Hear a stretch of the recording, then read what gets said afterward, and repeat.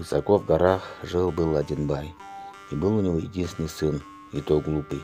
Как-то раз, позвав жену, он сказал ей: «Наш глупый сын пустит по миру все то добро, что мы нажили непосильным трудом после нашей смерти. Позови-ка его, я хочу с ним поговорить». «Хорошо», — сказала жена, и пошла за ним. Бай опустил голову и тяжело вздохнул. Жена привела сына. «Подойди ко мне, сынок», — сказал Бай. «Ты хочешь, чтобы вся скотина и юрта достались тебе после нашей смерти? Тогда слушай меня. Приведи ко мне 10-летнего козленка, 20-летнего волка, 30-летнюю лису, 40-летнего барса, 50-летнюю собаку и 60-летнего верблюда. Только после этого я могу тебе отдать свою скотину. Без этих животных не возвращайся». И решил послушать ответ сына. «Хорошо», — сказал сын, и пошел на поиски этих животных. Бай покачал головой и сказал: «Да, он действительно глуп». А байский сын ходил по дальним кочевьям и кричал во все горло: «Куплю 10-летнего козленка, 20-летнего волка, 30-летнюю лису, 40-летнего барса, 50-летнюю собаку, 60-летнего верблюда. Куплю 30-летнюю лису, 40-летнего барса». А народ смотрел на него и смеялся. Разве может быть 10-летний козленок?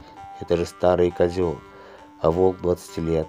А вы видели барса 40 лет или 50-летнюю собаку?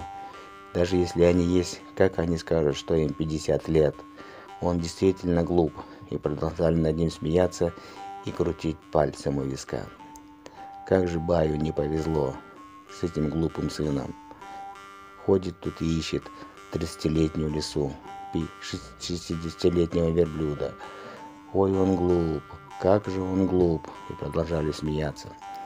А сын продолжал ходить по кочевьям и во все горло кричать: «Продайте мне 30-летнюю лису, 10-летнего козленка, 50-летнюю собаку, куплю». И как-то повстречал девушку: «Что ты тут кричишь?» И он рассказал ей наказ отца. Что девушка сказала: «Так он проверяет твою смекалку. 10-летний козленок — это ребенок 10 лет. Он резвится и прыгает, как козленок. 20-летний волк — это молодой человек 20 лет. Он полон желаний и голоден, как волк. 30-летняя лиса — это мужчина 30 лет. Ум его достигает совершенства. Он подобен хитрой лисе. 40-летний барс — это мужчина 40 лет. Он в расцвете сил и подобен могучему барсу. 50-летняя собака — это человек 50 лет. К этому времени он успевает накопить добро и стережет его день и ночь, как собака. А 60-летний верблюд — это человек 60 лет. Он плохо видит, его приходится водить, как верблюда». «Понятно тебе?» — сказала она. «Вот что хотел узнать от тебя твой отец».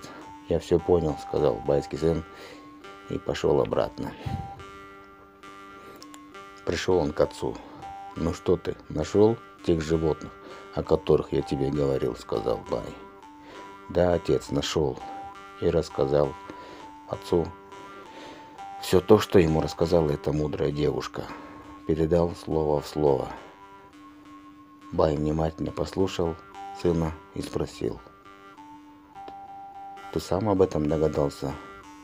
Или как?» «Нет», — сказал байский сын. «Об этом мне рассказала одна мудрая девушка, которую я встретил в дальнем кочевье». «Это умная девушка», — сказал Бай. «Приведи ее». И женил своего сына на ней. Оставил им все богатство, и зажили они счастливой, спокойной жизнью.